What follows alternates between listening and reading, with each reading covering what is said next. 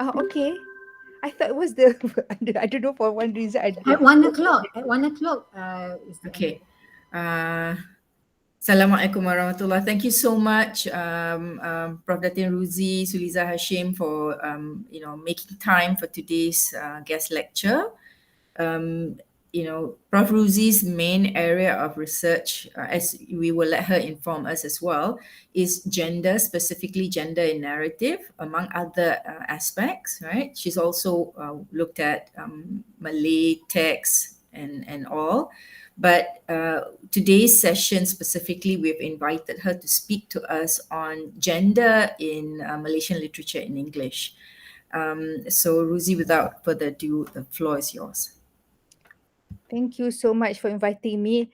Well, I have mistaken. I thought it's for the undergraduate. So if this thing, if the lecture seems a bit a bit lower than what you expected, then excuse me. I can do another one after that.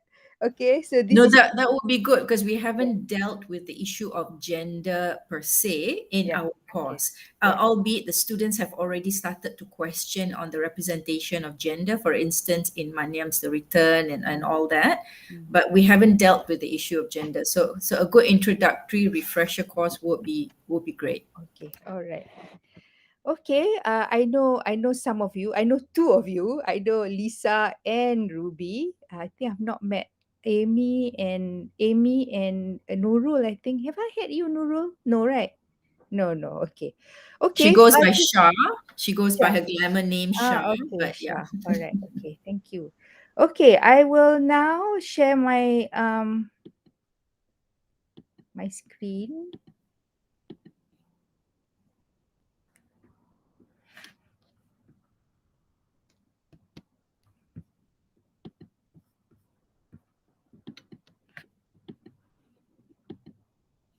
Well, some Please. people using Canva for lecture notes for Yes. you. Yes, sometimes. Okay, okay, this is rather I've talked about gender issues, but it's within the 1 hour. I may not have enough time to look at everything. So I'm just going to just go on to talking about the general issues first. Okay, as you all know, some people are already doing their proposal. So literature is the mirror for culture. So short stories, novels, plays, films are forms of literature that exhibit the lives of men and women. And the depictions of their lives and relationships provide insights into lived realities as imagined by writers. So this is the basic premise that literature is actually the mirror for culture. So when people say, like I've talked once to a group of professors, and they say, what is there about literature that's so wonderful? So they think that literature is just concoction of people's minds.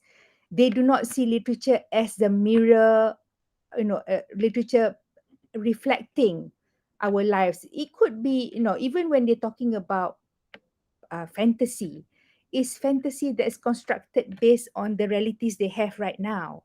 Okay. So when we talk about social construction or gender, you have to think of two things. One is gender and one is sex. Okay. So gender is always socially constructed. Okay. So there are always socially constructed qualities of women, men, girls, and boys.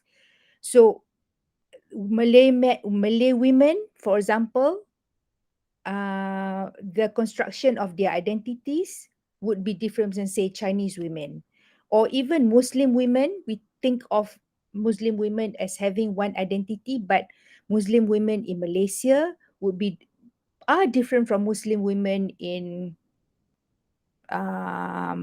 Saudi Arabia, in Afghanistan, in China. Okay, so just remember that gender is a social construction, and it encompasses, when you talk about social in construction, it encompasses standards, behaviors, roles that come with being a woman, man, girl, or boy, as well as interpersonal interaction. So all this is constructed by the norms of that society. Okay, could be religion, and even from one family to another, your parents will impose you different social constructions from, say, another set of parents. So gender as a social construct varies by civilization and can change over time. So Malay woman now is in 2021 is so different from, say, a woman in 1950. Okay, uh, so that means gender changes over time. It's not fluid. It is fluid. It is not static. Okay, so what is, amongst other things, social construction is privileges hierarchy. Okay, so gender inequality is hierarchical and intersects with other social and economic disparities. That means there'll be, you've got your sex as a man or woman, but with it comes other parameters. So such as ethnic origin, what is your ethnicity or race, socioeconomic position, whether you are an able or whether you have an able or disabled body, age, geographic location, gender identity, and sexual orientation. So these are some of the parameters that you need to be aware of when you look at women or men, girls and boys. So when different parameters intersect, we call it intersectionality, and this is a feminist theorizing. It refers to the relationship between social categorizations, and when they overlap or when they blend, and they can cause discrimination or disadvantage. So a woman's always seen as having less privilege than a man, just based on gender. But if let's say you are an indigenous woman, and you are a poor indigenous woman, and if you have some kind of disability, and if you are old and you live in a rural area, and if you happen to be um, sexually fluid, okay, you may have a woman's body, but psychologically, you have male tendencies. So all these parameters may intersect, that will cause prejudice. Okay, so why does social construction happen? Now, one is because of your biological and physiological differences. We have certain anatomical differences.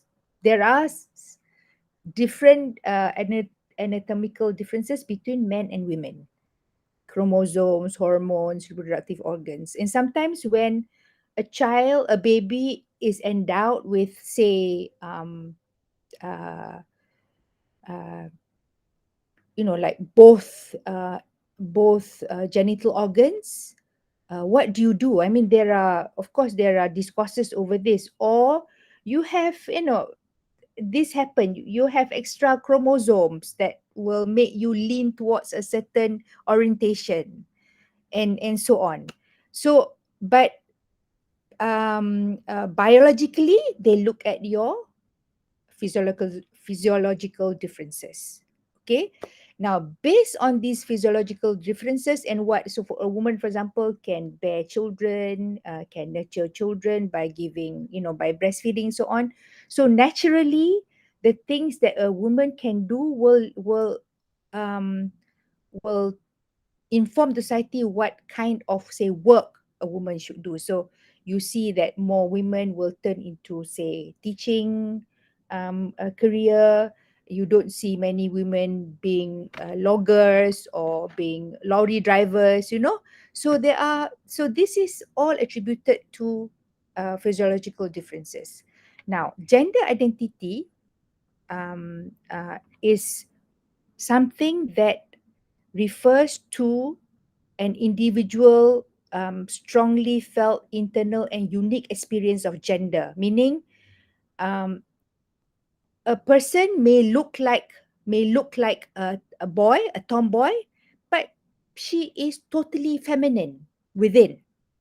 Okay, or someone may have long hair and go to the spa and the face looks really beautiful, but actually he is not psychologically oriented towards being a woman, but it's just being metrosexual perhaps. Okay, so gender identity is very personal. It's, well, personal and also taught. I once did a research on when I was working with some undergraduates, and I said, and one of the assignments was, how, at what point in time in your life do you know that you are a boy or a girl, and how was it? How did you react to that knowledge, if you can remember that far? So out of the 30 students that I had who wrote an essay about gender, their own gender identity, all of them, uh, um, most of them talked about the, of course they didn't talk about genital differences, maybe they were a bit embarrassed, but they all talk about the clothes they had to wear.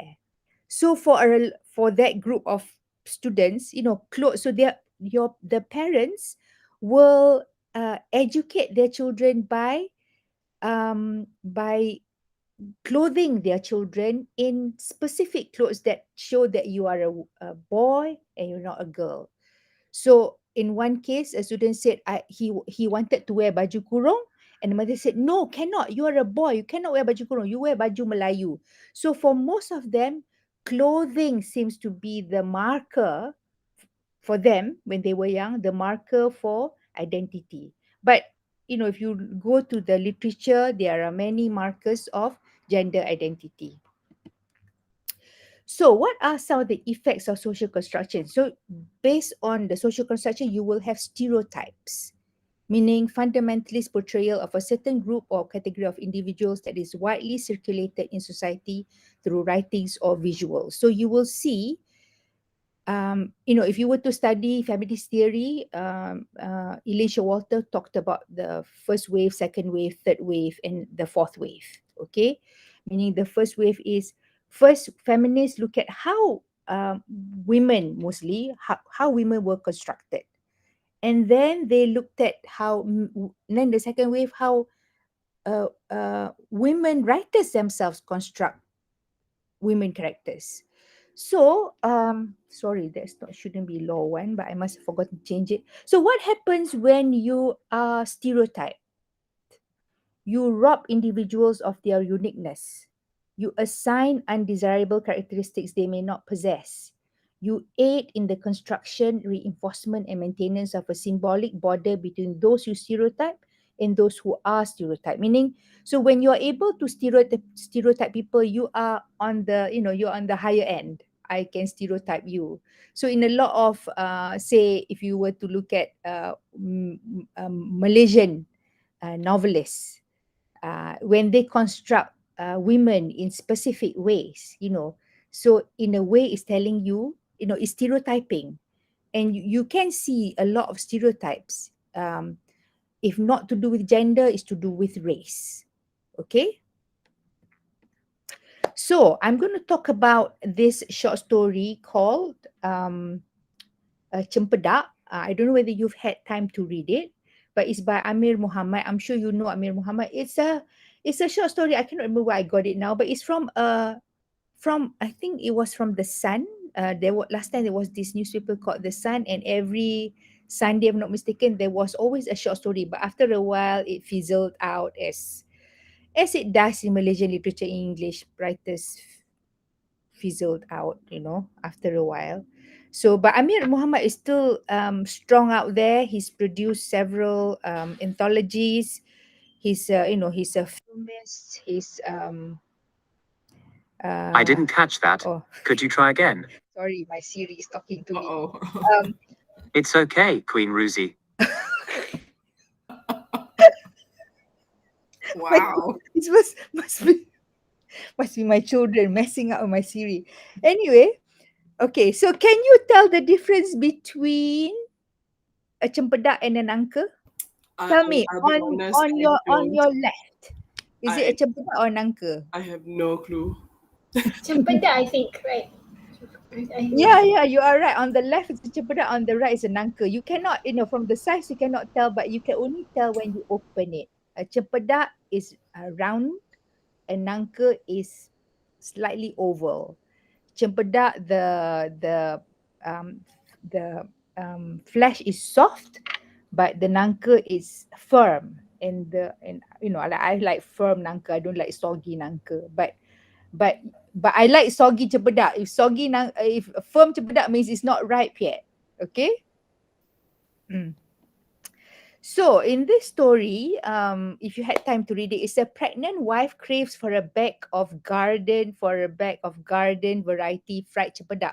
So she's not asking for, like musang king kind of cempedak, not the high quality cempedak. It's just any garden variety, and he came back with a tumble of fried golden nangka. So first you think, whose perspective is the story being told?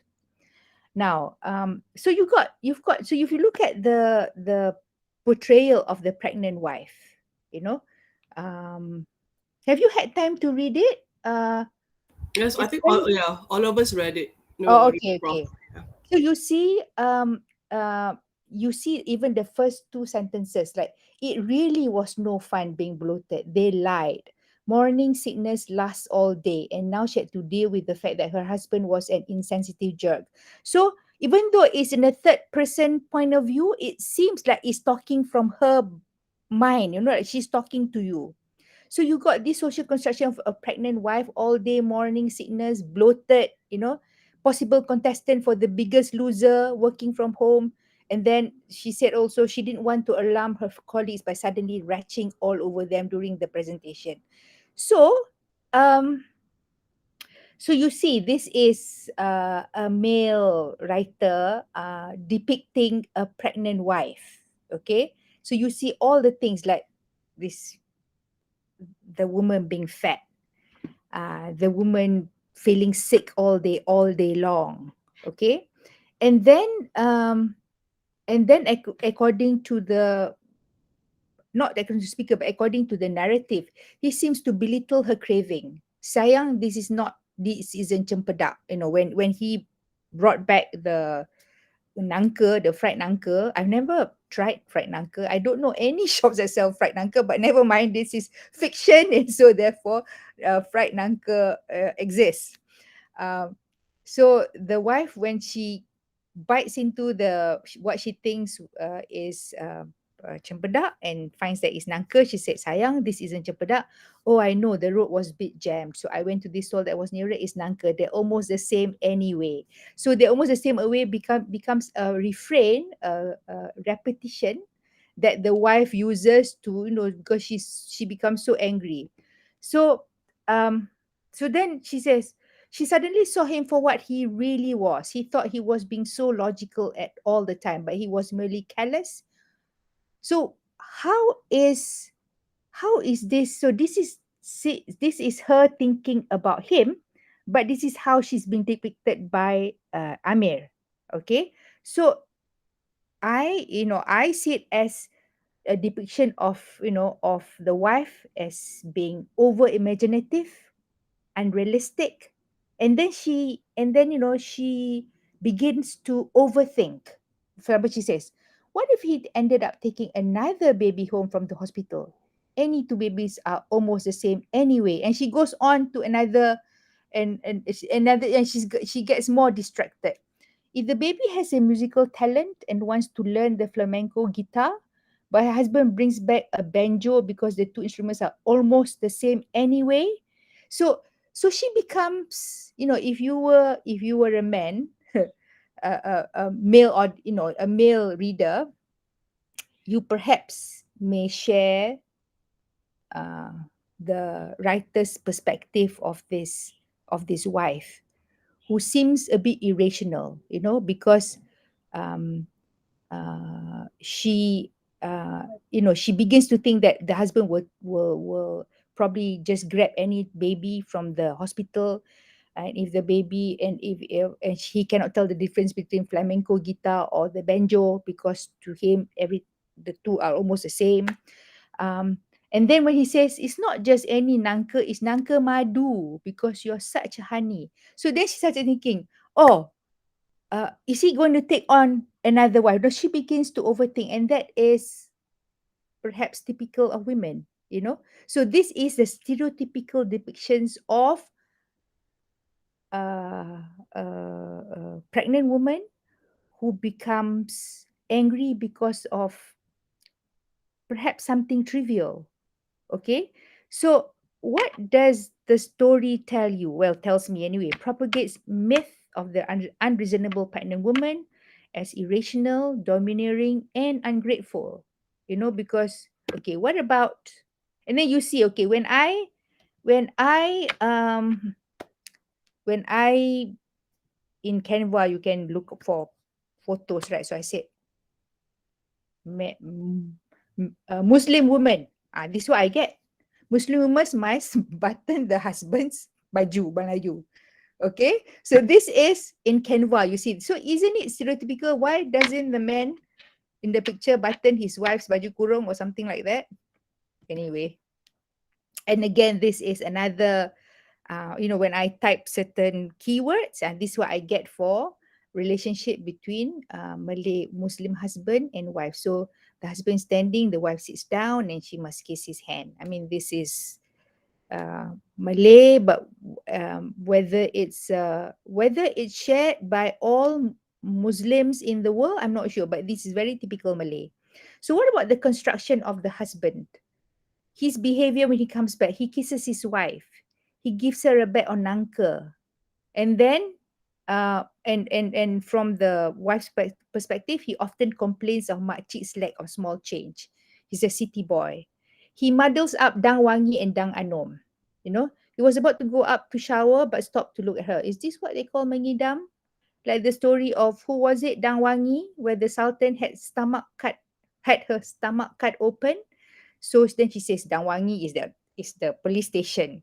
Dang Anom is the one that whose stomach was opened by the Sultan. So again, but the thing is, if you know the story of Dang Anom, and this is a story that actually was in Tufat Al-Nafis, about the beginning of the Johor Empire. And the wife of the warrior was really craved for nangka, and the husband had brought back this ripe nangka, but it was meant for the Sultan. So you know how they give some gifts to the Sultan, because he wanted to eat nangka. So the husband found it, kept it, must be in the kitchen. And then the wife saw this nangka, and she took one piece of the nangka, that she cut one piece. She put she put it back, like she cut the inside of it and put it back as donut. But when the Sultan got the nangka and he saw that one piece had been taken out, he was so angry, and he wanted to see. And then the husband explained that the wife had taken it because she craved for the nangka. And the Sultan said, I want to see whether there is a nangka in her.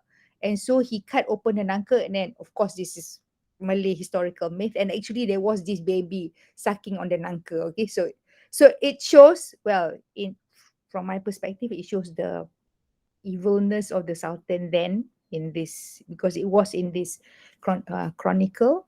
But if you were to look at it from the perspective of the woman, the husband wanting to give, even at the cost of being disobedient to the Sultan. Because what happened in the story was that the Sultan also got so angry. Of course, the wife died. Got so angry that he removed the warrior out of the state, and he destroyed his house. No, the kind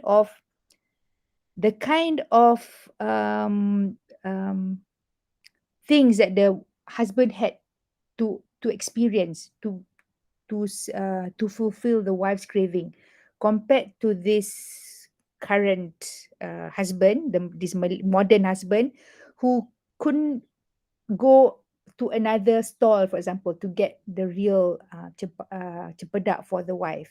So you see the contrast between the perspective. So within the story itself, you see the wife um, having this metaphoric view, or idea of what kind of um, what is it at what length the husband wanted to go to, so that the wife can be fulfilled, her cravings can be fulfilled compared to her own husband. So here, so you're able to read at different levels of understanding, then you see why the wife is so frustrated. So anyway, but from and then when the wife starts to think about Benjo and all that, and he says, you what you want egg Benjo for dinner? And then his loving draws her close, squeezing her as much as he thought he whispered in her ear. So when you see all this, so what impressions do you have?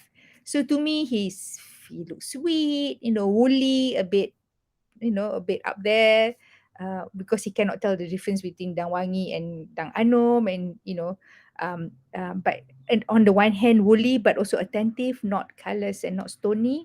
So this is the kind of things I would be looking at if I were to analyze the story. Okay, how does the male author present the wife husband, the way they interact? So you see the wife being really angry, calling the husband illogical and all that, while the husband is being so sweet. Okay, so I move on to another one. I'm not going to talk about Inaya, just compare. So you have Cempedak on the one hand, written by a male writer. Now you got Maria, a female writer. Now Maria is about. Do you think she resembles Maria at all? Do you think the imam would go and eat at the stall if this was how Maria looks like? Anyway, so Maria in the story is a very young, attractive widow, um let me find Maria in my what is it? Okay, a very young, attractive widow selling nasi belauk, and she catches the interest of surau going males, including the imam, who is married but childless. He marries Maria with the consent of his second wife. Okay, so you got this depiction of Maria. I'm just going to snapshot a few of what Cik Husna writes in her short story. So you see first how it's like a using a camera, and you see and how suddenly she becomes the central figure. How from a blurred um, image she becomes this clear image of a woman. All eyes were transfixed on a figure coming through the entrance. It was the figure of a woman. She was delicately balancing two huge basins on her head, her hips swaying gaily to and fro with the rhythm of the balancing. How do you balance two huge basins on the head? I have no idea. That particular gyrating seemed to mesmerize the men and glue them to their places. So is this so while she, so um a woman writer or any writer, a writer who focuses on, say, the movement, like in this one, movement of the hips, words like gyrating, so when you talk about gyrating, what does your mind relate it to? Okay, so again, the writer seems to focus on swaying hips. Okay, so swaying, how many times swaying? So you got gyrating, you got swaying here. So every morning at 7 sharp, she would walk past the market entrance into the village square and mesmerize the men with her swaying hips as well as her nasi kerabu, nasi belau, and nasi dagang.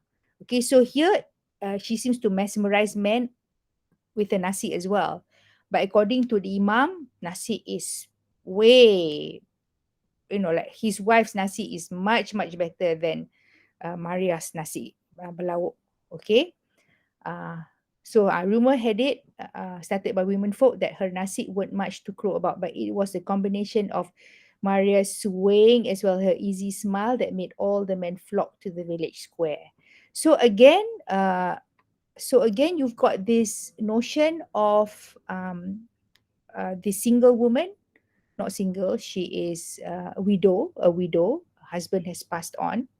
But being a widow in Kelantan and Terengganu is not a stigma. It's not, you're not stigmatized because of your single of your position as a widow. Unlike, say, parts of other parts of Malaysia, if you were to read Dina Zaman's depiction of widows, even, because in her book, I'm a Muslim, she herself, Dina Zaman herself was uh, very outright about her own status. She said, I've just had my divorce. And so well-meaning women around her said to Dina, um, why don't you marry quickly, as somebody's second wife? And then she said, in a sarcastic way, she was thinking, she said, next time I see this woman, I'm going to look at the husband, in a strange way, so that, because while she tells Dina to go on marry other married men, a second wife, she herself is scared that Dina might take her husband and Dina might be her co-wife. Okay, so there is this stigma in urban Malaysia, but as Cik Husna says, it is not a problem in Kelantan or Terengganu. Okay. So again, if you look at her physical characteristics, her face was unlined, her complexion fair, and her very, very dark eyes appeared to glow. So she always had a short kebaya, which accentuated her fair proportionate curves. And as a concession to propriety, she used to cover her head and part of her torso with a kain lepas. So you see from the physical description, Maria is depicted as, is exoticized in a way, the way she walks, the way she looks, and her own status as being single and available. Um, and then you have this final image where Maria herself thinks herself as a harlot. Okay, Maria was in fact slightly in awe of the pious Cik Yam. Maria felt like a harlot in her short orange kebaya, sitting beside the robed Cik Yam. Cik Yam had been kind to her and allayed her fears. Truly, Cik Yam was an angel to willingly share her husband with her.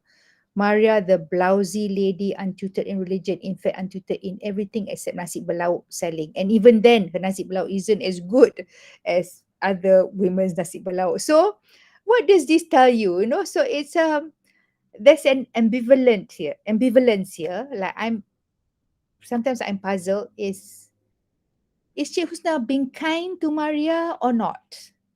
Okay, I mean, you don't have to be kind, but I suppose in a way the writer is speaking about Maria the way other women see Maria, that this is a potentially a femme fatale, woman who can easily excite men and steal other people's husbands. um so then you got depiction of, so you got different depictions of women. You got, of course, the story is called Maria. Then you got Cik Yam, you got the female neighbors. So you got Cik Yam, who is a really good domesticated wife, spotless kitchen. And then the Imam liked his nasi balak, and his wife took great care in its preparation. Her culinary skills were not her only attribute. Her housekeeping was also a model to be followed by other women folk in the village. One could always call at the Imam's house at any time of the day, guaranteed to be treated by a well-turned-out wife, hot tepung and fragrant surroundings. Okay, so the only flaw was not having children, from the marriage, but perfect. Culinary skills tip top, housekeeping tip top. Okay. So physical. So you got again. So you compare the physical characteristics. Here it says no raving beauty, was an accomplished cook as well as being modest and extremely virtuous. She had been an obedient and excellent wife as well. So, um, I suppose in a way, no matter how good you are, if your husband wants to take on another wife, he will do it. Okay. So what happens when the husband decides to take on another wife? Cik Yam jumped up as if struck by a bolt of lightning. Can that dreaded thing most feared by women be real, happening to her? Please God, let it not be true, she prayed. Why couldn't it have happened to that lazy Cik Guna, who couldn't even fry an egg properly? Why her, the loving, devoted wife, the model housewife? Why? Despair and humiliation all came and passed through Cik Yam's heart. She threw herself on the bed and wept piteously. So this is the natural emotions that a woman, that a first wife's, um, one who is a first wife now will be the, when the husband takes on another wife. This is the typical emotions that any woman would experience. uh, what is what have I done wrong? Why is it? So it's like, why couldn't it have been that lazy Cik Guna who cannot even cook? Why me? What is wrong with me? So it's the despair, humiliation that come to her mind. Okay. But what is the resolution in the story? When she allows the husband to take on another wife, um, what is the view of the kampung people? Cik Yam became the paragon of virtue. Women wondered how she could have easily succumbed to the whole arrangement. The men, on the one other hand, wondered what Quranic ayahs the Imam blew on Cik Yam's face to subdue her. Perhaps he knew something they didn't. It was difficult for everyone to come to agree upon one common reason. There was, however, something that everybody agreed upon, and that was Cik Yam would certainly be found sheltering in the shade of the umbrella of Siti Fatimah on the day of judgment. Masya Allah, they all whispered reverently in awe of Cik Yam's virtue and steadfastness. Would that day be as strong as Cik Yam? But we know from the description earlier that that decision has not come easily, that she experiences all the despair that other women experience when the husband, wants to take on another wife. But there is something in the Malay Muslim world that tries and justify, or this call it payung Siti Fatimah. You be Payung Mas, Prof. payung Payung Mas mas, yeah, yeah, umbrella to heaven. yeah. So can I not get payung emas without having to share my husband? Okay. Anyway, um, so what about? So this is an example of from okay, when I type polygamous marriage, this is what I get. Okay, this man smiling loudly and these two women. Anyway, so how about the other women? So if you read the story, there's female rivalry. Like Cik Gunap says, what does she put in the lauk? And then Cik Yam says, no, no, no, don't be so hasty in making judgment. Okay. So, but so there are things that the description of the women. So this is typical, I suppose in a way stereotypical depiction of women, kampung women, where they backbite, women whom they see as their rivals. Okay, so at the end of the day, when you've read the story, who does Cik Husna want you to sympathize with? With Maria, Cik Yam, with the Imam? Okay, then That's you've got to reject that whatever position that Cik Husna has uh, um, positioned for you. So what about depiction of the Imam? So at first he does not want to partake in the food that prepared by Maria, but at last he relents. Then he said, the nasi balak was as he had expected, passable, but no more. It did not surprise him in the least. The thing that did surprise him was Maria herself. At the thought of Maria, the Imam smiled dreamily to himself. What a woman she is. The Imam became transported to another time, his youth. So you see, if you were to bring in another perspective, in the Quran, it says, lower your gaze, but possibly here the Imam has not lowered his gaze, and therefore he sees Maria and is smitten with her. So, but if you were, and then earlier on, you will see that the marriage with Cik Yam has not produced any children, and that is something that he finds this sense of loss, that there are no children to that they have. um, so he remembers. So what does Maria remind him of?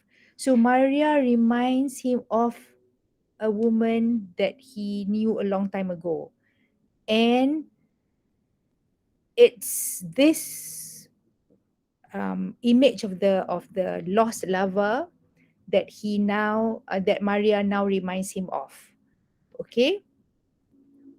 So what is the Imam's actual reason for practicing polygamy? If you read the short story, Cik Yam was there to greet him.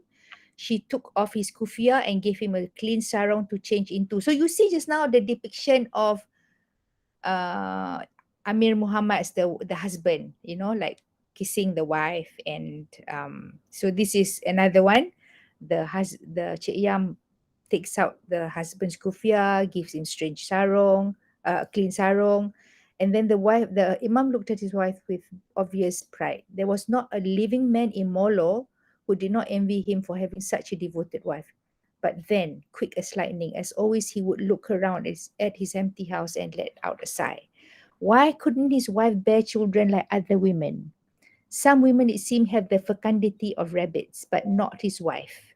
So you see, this idea that women must bear children, that like all men of his generation, it never occurred to him he could be the culprit in his wife's supposed inability to bear children. Okay, so it's not. So this is again he thinks it's not his problem, it's her problem. Okay. um so then if you read further on, he says, why must you look so much like her, my long lost love, the passion of my youth? Okay, by Allah is a test. So then his behavior, first he prays, let me find refuge there, save me, O God. Okay, then he remembers his sheikh's advice, abase yourself to the one you love. Passion is not easy. Okay, then he legitimized. Things would never be the same again for the Imam. He spent the nights in supplication, asking God for succor. He was frightened, the emotion stirred up by his unintentional meeting with Maria. It was too colossal for him to handle, too big. And yet he felt elated. He felt it was fated, a part of a grand design by God to heal his heart. But on the account of a woman, can a beautiful, alluring woman be a part of a healing process? It seems so profane to the Imam. But why should a woman be more profane than a man? Did not the Prophet himself say that three things are pleasing to him? Prayers, women, and perfume. There you are, proof, exoneration for the Imam. He felt resolved to do what he had to do. Cikgu Lay would be his emissaries. So you see, so he tries to legitimize his behavior. And then, so how does he persuade? Chooses Friday night, kneels and kisses Cik Yam's hands, places his head and cries on her lap, begs for forgiveness. So all this he does, um, to all his actions to persuade. So next time we are married and your husband does that, be careful. Prof. And Ruzy, just to let you know, Prof. Husna has joined us. oh, okay. So promises fairness. He said, I love you, I will always love you, Yam. Nothing can change that. I will always be your husband. I will take care of you, Yam. He said between kisses on Cik Yam's forehead. Hands and finally in the final act of submission on Cik Yam's feet. Okay. So then finally she says yes on condition of equality. So the Imam had breakfast at home with Cik Yam and he himself spooned the nasi balau into Cik Yam's mouth. Okay, so all this he does, he proposes fairness, and I like you to if I like you to I like to refer you to the surah in Al Quran where he says, and if you fear that you will not deal justly with the orphan girls, then marry those that please you of other women, 2 or 3 or 4. But if you feel that you will not be just, then marry one that is more suitable, that you may not incline to just injustice. So in the Quran, it's clearly stated that if you're unable to be fair, just have one wife. But if you're able to be fair, like what the Imam says he would be, then you can take more than one. So then I like you to end my talk. I just like you to look at when you look at literary texts, always there'll be men and women. Then look at how they are depicted. Look at gender equality or inequality. Now, of course, gender equality is always not possible, even in a world where writers talk about, say the cyberspace, outer space, another planet. Gender inequality still exists. I think it's inbuilt in our system. But what you can do is you can perhaps look at study, are there stereotypes that have been depicted? How do you dismantle those stereotypes? How do you dismantle constructions? As I said earlier, race, ethnicity, your age, whether you're able or disabled, whether you are financially secure or not, whether you are educated or not. All these are parameters that can frame whether you are being equally treated or not. And then you also can perhaps you may not be able to arrive at gender equality, but you can dismantle it by understanding how patriarchal system operates. Okay, so that's it. Thank you. I hope I will take questions if you. Well, let me just go back to. That's wonderful, Prof. Datin, Dr. Ruzy Suliza Hashim. Thank you so much for your sharing session. I think you gave us lots of stuff to probe, definitely. Prof. Husna joined and she left. I think she will join closer to 1. So we have about 5 minutes. So for the undergraduate students who have joined, thank you so much for joining early. Instead of at 1. We appreciate that very much. But we're finishing up a lecture with Prof. Ruzy with our master's students. So you are welcome to just sit in and listen in to the conversation. We've got 5 more minutes with Prof. Ruzy. So I open the floor to our students to have a session with Prof. Ruzy. Go ahead. I have a question, Prof, if you're okay with it. Yep. I feel like I read the stories differently than the way you Oh, read it. Is it okay? Yeah. In literature, there is no right or wrong. That's a good thing. You Yeah. can read. I come in with perhaps different, Yeah. experience from you. So, how did you read it, Oh, I Ruby? read it as ironic. I didn't know why, because especially with Cik Husna's. Yeah. It's very Yeah. ironic. Yeah, so when I read it, it was like true, ting, ting, ting in my head. But then I also read a few journal articles about her, and a few scholars have interpreted her works as being reinforcing those traditional beliefs. But when I read it, I felt like she was actually criticizing without doing it directly. I think Mm-hmm. because she portrays it as it is, that is why it is Mm-hmm. very powerful. Yes, Uh, yes. with Ami Muhammad, I'm not sure. I think after I listened to you, then I was like, oh yes. I was just annoyed by the husband's microaggression. I think it was very micro. Like, you couldn't find some cempedak lah. What's wrong with you? The wife is pregnant. Yeah, but again, I read it as the husband being unable to do it. I didn't read it as, pregnant woman being stereotyped in a certain way lah. So yes, I wonder what's your comment on the tone of the story or the way it was being written. Was it on purpose, or were they just telling a story as it is? Which one? The for Cik Um, Husna? I think for the tone, let's go with Cik Husna, because I think the tone is more stark. Yeah, yeah, yeah. Yeah, it's when yeah, I think there are two things. One is she focuses a lot on the physical characteristics of Cik of Maria as well.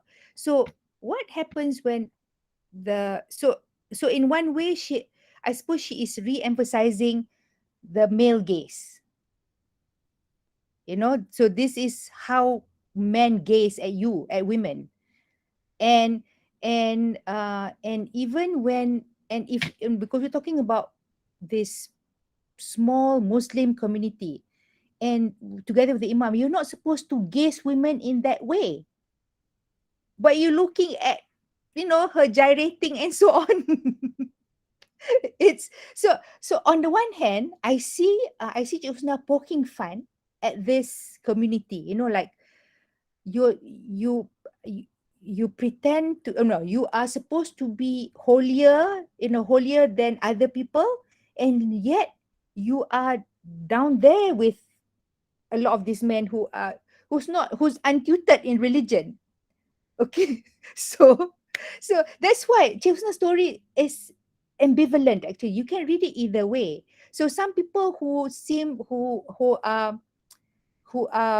not reading against the grain will think, oh, she is condoning polygamy. Okay. But so that's why I say you always have to deconstruct. Okay. So and it'll be good if you tell all possibilities.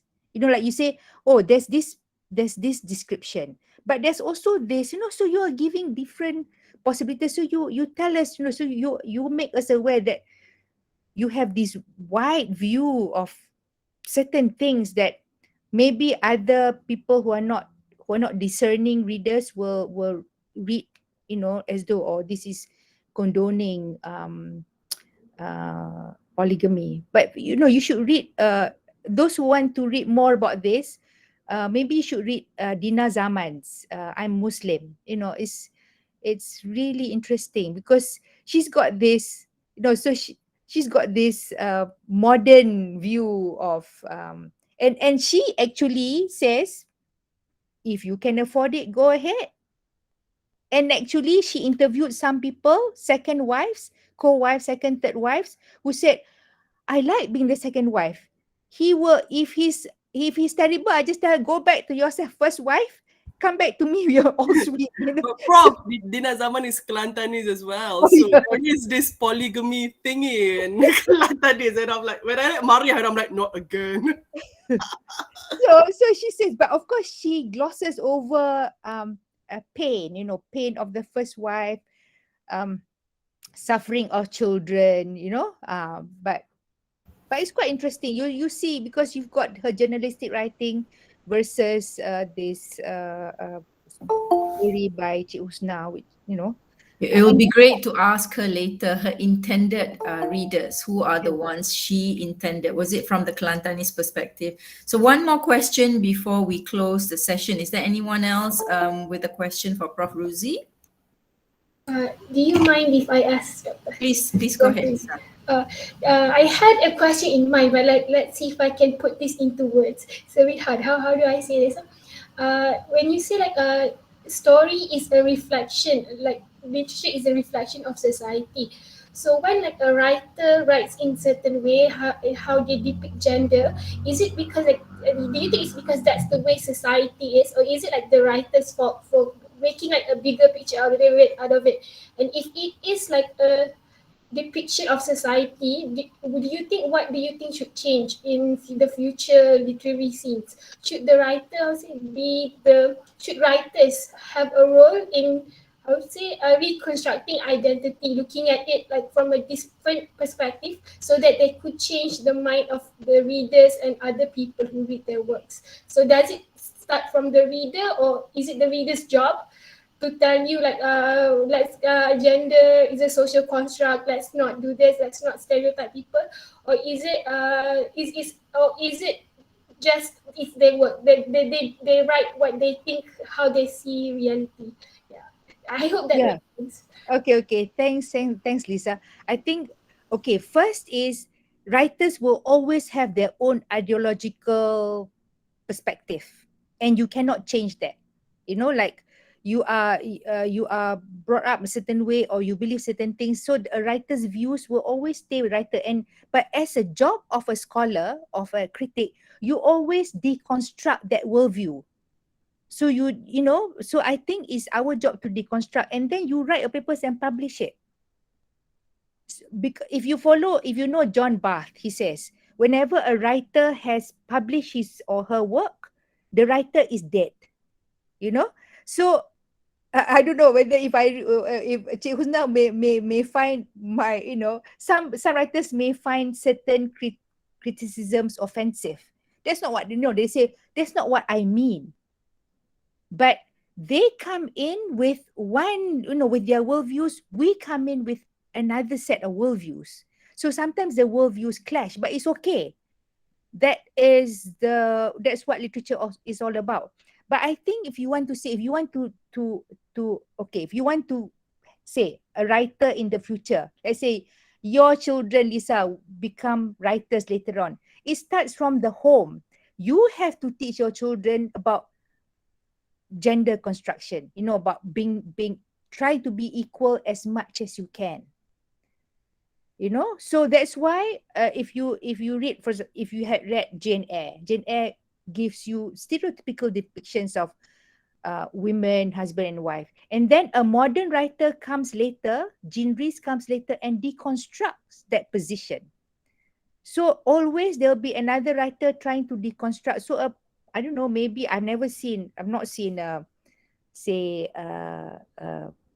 another, I think in the West, like even Red Riding Hood or Cinderella, there's so many versions of it.